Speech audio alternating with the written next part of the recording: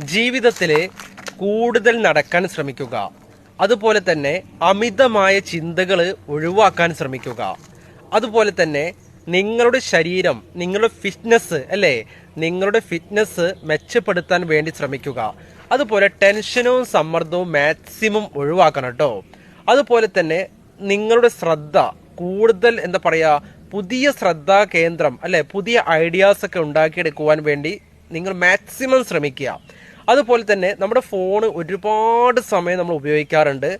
അതിൽ നിന്ന് നമ്മളൊന്ന് എസ്കേപ്പ് ആവാം, അതിൽ നിന്ന് നമുക്ക് ഒന്ന് ഒഴിഞ്ഞു മാറുക. നമ്മുടെ അഡിക്റ്റഡ് ആയ ഫോണിൽ നിന്ന് ഒരുപാട് സമയം ഒരു ദിവസം നമ്മൾ അഡിക്റ്റഡ് ആയിട്ടുണ്ടായിരിക്കും നമ്മുടെ ഫോണിൽ. അതിൽ നിന്ന് ഒന്ന് മാറി നിൽക്കാൻ വേണ്ടി ശ്രമിക്കുക.